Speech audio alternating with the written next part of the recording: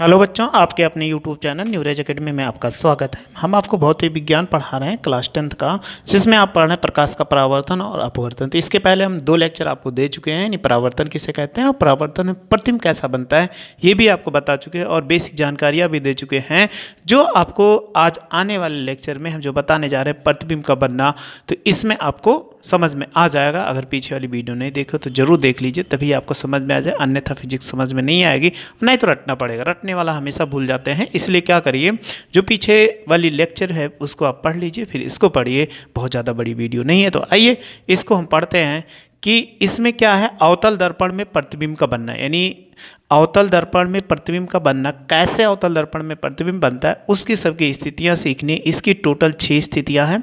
6 स्थितियों को ध्यान से पढ़ना है। हमने फिगर पहले से बना रखा है, सब कुछ आपको पहले बता रखा है, इसीलिए आपको बहुत ज़्यादा टेंशन नहीं लेना है कि कैसे प्रतिबिंब बनता है। चलिए फिर प्रतिबिंब बनाते हैं। कैसे कह रहा है, जब वस्तु अनंत पर स्थित। अनंत पर स्थित होने का मतलब फिगर आपको दिख रहा है कि ये बहुत दूर स्थित हो। अनंत का मतलब इसके मुख्य अक्ष मतलब यहाँ पे या बहुत दूर स्थित हो, उसको बोलते हैं अनंत पे। तो इसमें एक वक्रता केंद्र होता है और फोकस होता है, ये ध्रुव हो गए। सबसे पहले अगर अब मुख्य अक्ष के समांतर प्रकाश किरणें आएंगी, परावर्तित होकर किससे, मुख्य फोकस से, और दूसरी किरणें अगर मुख्य फोकस से होकर जा रही तो परावर्तन के पश्चात क्या, मुख्य अक्ष के समांतर हो जाती है। तो देखो यहाँ पर अगर ये ऐसे आई, पहले यहाँ से आई और दूसरी प्रकाश किरणें क्या हुई, ऐसे इस तरफ से गई है, यहाँ से मुख्य फोकस थे तो समांतर हो गई। तो ये दोनों किरणें कहाँ पर मिल रही, यहीं पे मिल रही हैं। तो वस्तु अगर बिंदु के आकार का, तो इसका प्रतिबिंब क्या बिंदु के आकार का बनेगा। तो इसीलिए यहाँ पर प्रतिबिंब लिखा है वास्तविक। यहाँ डॉटेड लाइन नहीं है, इसलिए इसको वास्तविक लाइन है, तो वास्तविक बनेगा, उल्टा बनेगा, अत्यधिक छोटा तथा फोकस पर। ये देखो फोकस पर बनेगा, यानी वस्तु स्थित है अनंत पर, तो उसका प्रतिबिंब किस पर बनता है, फोकस पर बनता है। दूसरा इसी पर देखो, इसी का उल्टा हम देखते हुए चलते हैं। यदि वस्तु एफ पर स्थित यानी फोकस पर स्थित, उसका प्रतिबिंब कहाँ पर बनता है, अनंत पर बनता है। तो सबसे पहली प्रकाश किरणें देखो मुख्य अक्ष के समांतर चली, परावर्तन के पश्चात मुख्य फोकस से चली गई। दूसरी किरणें वक्रता केंद्र से गई, जैसे गई वापस लौट आई। अब ये देखो इधर नहीं, इधर दूर किरणें दूर फैल रही, इसलिए नहीं, इधर जाके मिल रही थी, अनंत पर मिलेगी, इसलिए डॉट डॉट करके। तो इसका प्रतिबिंब कैसा बना, प्रतिबिंब वास्तविक, उल्टा, अत्यधिक बड़ा।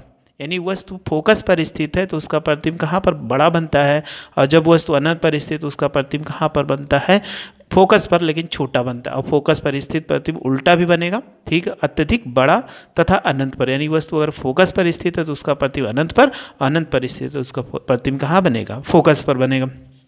चलिए अगली स्थिति देखते हैं, सी से परे। अब देखो यहाँ वक्रता केंद्र सी है, यानी सी से दूर। अगर सी से दूर स्थित तो कैसे बनेगा, सबसे पहले यहाँ पर ये एक वस्तु हो गई, ये मुख्य अक्ष के समांतर की किरणें आई और इसके परावर्तित मुख्य फोकस चली गई। दूसरा देखो मुख्य फोकस से आई, परावर्तित होकर समांतर हो गई। ये दोनों किरणें कहाँ पर छेद कर रहे हैं, आप देख रहे हो बिंदु आई डैश पे, इस पर लंब डाल देंगे तो बिंदु ओ डैश का प्रतिबिंब यहाँ पर देखो वास्तविक बन रहा है प्रतिबिंब, क्योंकि डॉटेड लाइनें जब मिलेगी तभी आभासी बोल रहे हैं। तो देखो वास्तविक उल्टा छोटा बना, फिर भी छोटा क्योंकि ये इस तरफ है, ऊपर ये बड़ा, उल्टा नीचे की ओर है, छोटा, और एफ और सी के बीच में, देखो एफ और सी के बीच में बना हुआ है। तीसरी स्थिति है, अगर इसमें चलो इससे सी पर पढ़ लेते हैं पहले। अगर इसकी बात करते हैं, जब वस्तु सी पर आ जाए, जब वस्तु सी पर आ जाए तो प्रकाश की किरणें मुख्य अक्ष के समान परावर्तन के पश्चात मुख्य फोकस से चली गई, और दूसरी देखो फोकस से जाने परावर्तन के पश्चात यहाँ से मुख्य अक्ष के समांतर। तो ये दोनों किरणें वहीं पर मिलती है, यानी सी पर ही मिलती है। तो जब जहाँ पर वस्तु रखी वहीं पर प्रतिबिंब बनता हो तो हमेशा क्या बराबर होगा। और देखो ये ऊपर की ओर वस्तु था, ये नीचे की ओर, तो वास्तविक उल्टा वस्तु के बराबर तथा सी पर, यानी सी पर ही बन रहा है। अगर वस्तु याद रखना कि अब अगर यहाँ पर कभी भी बनेगा सी से, अगर वस्तु सी से बाहर रखी गई तो प्रतिबिंब हमेशा क्या बनेगा, छोटा बनेगा। वास्तविक उल्टा सब में रहेगा तो छोटा बनेगा, और सी पर जैसे आ जाएगा तैसे बराबर। अभी हमने एक इसमें आपको ये दिखा दिए थे एफ पर, तो एफ पर आया था, ये देखो सी के अंदर चला गया, तो यहाँ पर ये क्या आ गया, बड़ा आ गया, ये बता चुके हैं। अब सी और एफ के बीच में, ये सी है और एफ के बीच में वस्तु स्थित है, तो देखो प्रकाश किरणें कैसे गई, ये प्रकाश किरणें मुख्य अक्ष के समांतर, परावर्तन के पश्चात ये मुख्य फोकस, और दूसरा मुख्य फोकस से गए परावर्तन के पश्चात मुख्य अक्ष के समांतर। तो ये दोनों वो वस्तु ओ डैश का प्रतिबिंब आई है, देखो यहाँ छोटा दिख रहा है, ये बड़ा है, और वो इससे सी से क्या है, परे है या दूर है।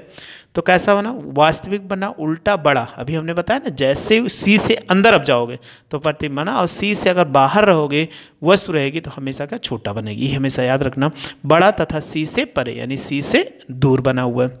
अगली स्थिति है कि पी और एफ के बीच में, एक ऐसी स्थिति है जहाँ पर हमेशा सब में प्रतिबिंब वास्तविक उल्टा बन रहा है और इसमें सीधा बनता है। तो देखो वस्तु F और P के बीच में है या P और F के बीच में, तो यहाँ पर स्थित है। सबसे पहले यहाँ से किरण मुख्य अक्ष के साथ परावर्तित हुई, मुख्य फोकस से निकल गई, और दूसरी किरणें मुख्य अक्ष यहाँ पर वक्रता केंद्र से गई। वक्रता केंद्र से जाने वाली प्रकाश किरणें जैसे कि अब यहाँ देखो दूर हट रही हैं, इसलिए इधर नहीं मिलेगा, तो इसको हम पीछे बढ़ाएंगे तो इसका जाके प्रतिबिंब यहाँ पर I डैश बन जाता। देखो ये छोटा है ये बड़ा है, तो आभासी सीधा बड़ा दर्पण के पीछे बनता है। तो एक स्थिति है अवतल दर्पण जहाँ प्रतिबिंब क्या बनता है, सीधा बनता है और बड़ा बनता है। कहाँ पर, जब वस्तु F और P के बीच में या P और F के बीच में स्थित होता है तो प्रतिबिंब कैसा बनेगा, सीधा और बड़ा बनेगा। तो ये अवतल दर्पण का था। तो अवतल दर्पण में 6 स्थितियाँ थी, 6 स्थितियाँ आपको समझ में आ चुकी होंगी। आइए फिर अब हम क्या करते हैं, इसके नए जो और हैं उसमें उत्तल दर्पण, उनको बनाना सीखते हैं और सॉल्व करते हैं प्रतिबिंब का बनना।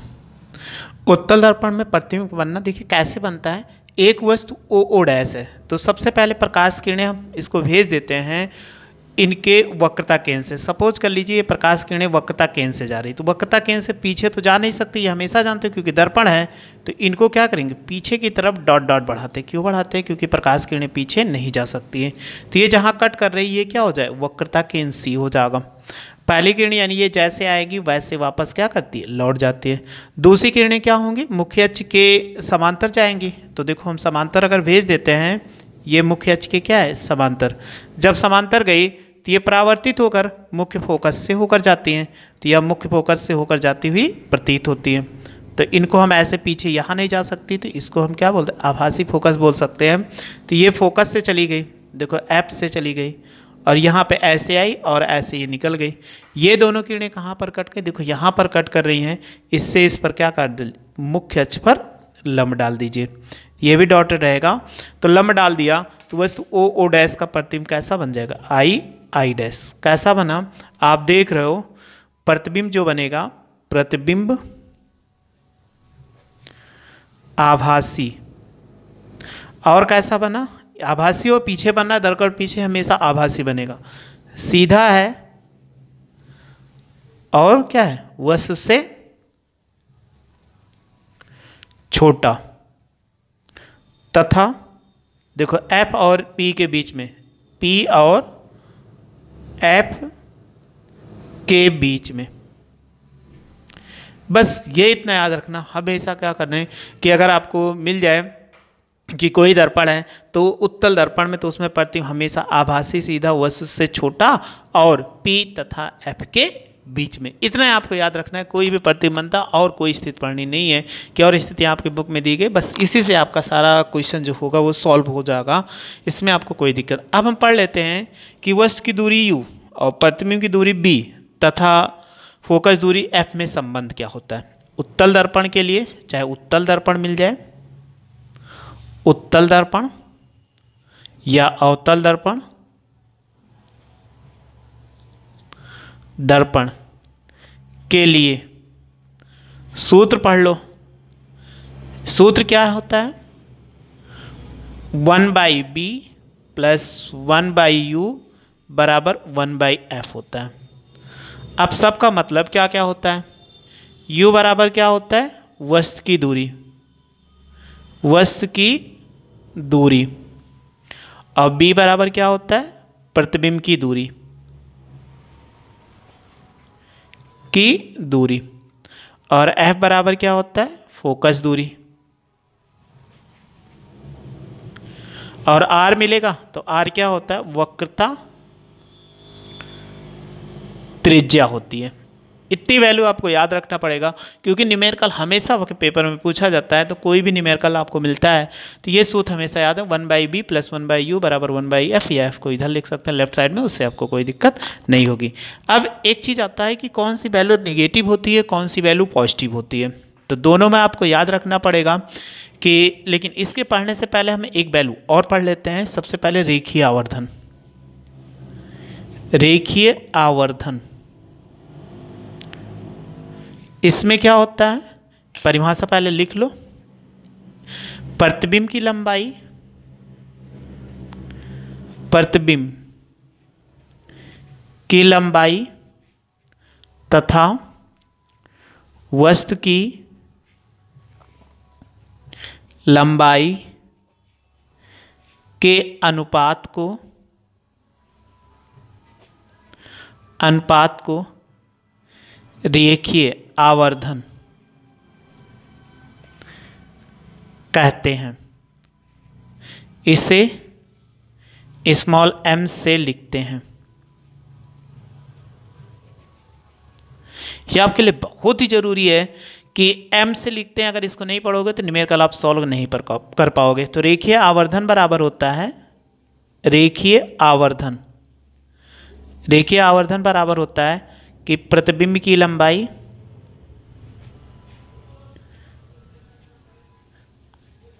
बटे वस्तु की लंबाई,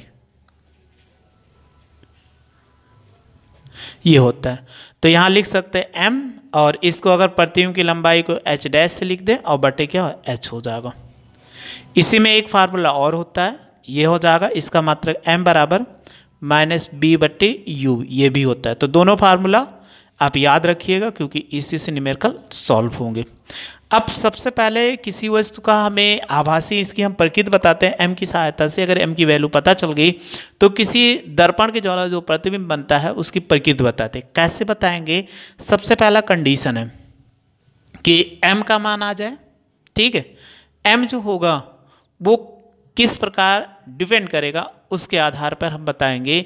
यदि m का मान क्या आ जाए, पॉजिटिव रहे, सबसे पहला m का मान धनात्मक हो। अगर ये धनात्मक हो, m बराबर हमने लिख दिया, m का मान धनात्मक रहेगा तो याद रखना प्रतिबिंब क्या होगा, आभासी होगा, ठीक।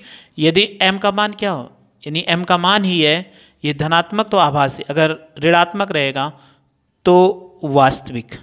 याद रखना वास्तविक जब कभी भी कहेगा तो m का मान आपको क्या करना है, यहाँ पर निगेटिव लेना है और यहाँ पर, और वास्तविक के साथ हमेशा क्या करना, उल्टा लेना है, और आभासी के साथ हमेशा क्या करना है, सीधा लेना है। ये याद रखना, जब m का मान जो होगा वो पॉजिटिव आएगा यानी धनात्मक तो आपको आभासी सीधा लेना है। अगर m का मान निगेटिव आएगा तो उस स्थिति में वास्तविक और उल्टा लेना है। सबसे पहले m का मान 1 के बराबर हो तो प्रतिबिंब कैसा बनेगा, बराबर बनेगा, ठीक। और m का मान ये बराबर 1 आ गया तो बराबर बना। और दूसरा देखो m का मान 1 से छोटा है तो प्रतिबिंब क्या बनेगा, छोटा बनेगा। और यदि m का मान 1 से क्या है, बड़ा है, तो प्रतिबिंब बड़ा बनेगा।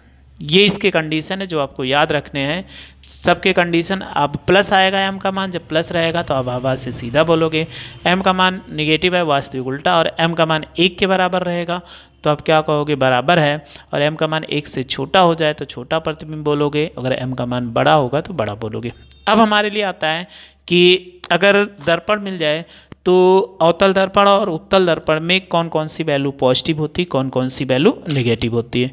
तो एक होता है अवतल दर्पण और दूसरा होता है उत्तल दर्पण। इन्हीं दोनों दर्पण में हमें पढ़ना है, ठीक। चलिए पढ़ते हैं कि सबसे पहले आता है u का मान। तो u का मान दोनों में निगेटिव होता है, इसमें और इसमें, दोनों हमेशा निगेटिव होगा। याद रखना चिन्ह, ये ऋणात्मक चिन्ह का मतलब निगेटिव हो जाएगा। और यहाँ पर f का मान आता है, यहाँ निगेटिव होता है, यहाँ पर क्या होता है, पॉजिटिव होता है। यानी अवतल दर्पण में निगेटिव होता है, उत्तल दर्पण में पॉजिटिव होता है। फिर आते हैं r का मान। तो r का मान इसमें क्या होता है, सदैव निगेटिव होगा, इसमें सदैव क्या होता है, पॉजिटिव होता है। अब इसमें ये हमेशा रहेगा, इस सदैव है, इसमें कोई दिक्कत नहीं, जैसे हमेशा आप लो लोगे। और फिर b आ जाता है। तो b दो स्थितियां इसमें बताता है, एक आभासी प्रतिबिंब बनता है, एक वास्तविक प्रतिबिंब बनता है। अगर आपसे कह दिया जाए कि प्रतिबिंब आभासी बनता है तो b का मान क्या होगा, पॉजिटिव, तो यहाँ क्या रहेगा, आभासी।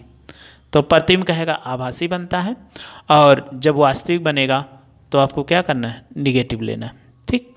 ये स्थिति कह रहा है b का मान यानी प्रतिबिंब जब आभासी बनेगा तो प्लस लेना है, और इसमें क्या होगा, जब वास्तविक कहेगा तो माइनस लेना है। इसमें क्या होता है, प्रतिबिंब सदैव आभासी ही बनता है। अभी हमने बताया था कि प्रतिबिंब कैसा बनता है, आभासी बनता है, आभासी बनता है, इसलिए प्लस होगा। अब ऐसे भी याद कर सकते हो, उत्तल दर्पण में सभी दूरियां क्या हो, धनात्मक होती है, सभी धनात्मक है, ठीक। और केवल वस्तु की दूरी हमेशा ऋणात्मक रहेगी, चाहे अवतल दर्पण हो, चाहे उत्तल दर्पण, चाहे लेंस हो, कुछ भी हो, निगेटिव ही रहेगा, तो ये निगेटिव हो गया। और इसमें अवतल दर्पण में सभी दूरियां क्या होती हैं, ऋणात्मक होती। केवल एक स्थिति याद रखना है, जब प्रतिबिंब आभासी बनेगा तो बी का मान पॉजिटिव लेना है। ये इतना याद रखना, चाहे जैसा क्वेश्चन होगा आप सॉल्व कर लोगे, उसमें सॉल्व करने पे आपको कोई प्रॉब्लम नहीं होगी कि कोई प्रॉब्लम होगी। और एक क्वेश्चन सबसे ज़्यादा पूछा जाता है, उत्तल दर्पण का उपयोग। उत्तल दर्पण का उपयोग, इसका उपयोग क्या होता है कि भारी वाहनों में या 4 चक्के वाहनों में पीछे की वस्तुओं को देखने के लिए, यानी पीछे की वस्तु भारी वाहनों में लगे पीछे की वस्तु को देखने के लिए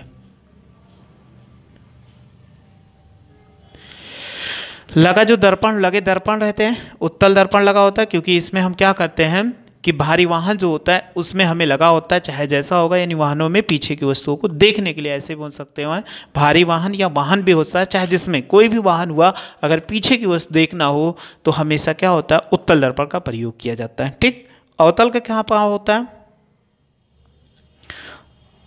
अवतल का नाई की दुकान में होता है। ठीक है, इसके बाद नाक हो गया, कान की जांच करने में, ऐसे बहुत सारे जगहों पे होता है। बस आपसे अगर कहीं भी पूछता है तो आप ऐसे बता देना। तो उत्तल दर्पण और अवतल दर्पण में जितना था आप खत्म हो गया, यानी दर्पण से संबंधित जितना था वो खत्म हो गया। नेक्स्ट वीडियो में आपको मिलते हैं लेकर कि इसका न्यूमेरिकल, जितने न्यूमेरिकल्स है वो लेकर मिलते हैं, इंपॉर्टेंट न्यूमेरिकल, ताकि आप अच्छे से सॉल्व कर लो, कोई प्रॉब्लम ना हो। आप मेरे साथ ऐसे जुड़े रहिए, अच्छे से पढ़ते रहिए, आपको कोई दिक्कत नहीं हो। वीडियो अच्छी लगी तो लाइक और शेयर करो तथा मेरे चैनल को सब्सक्राइब कर लीजिए। वीडियो देखने के लिए थैंक यू सो मच।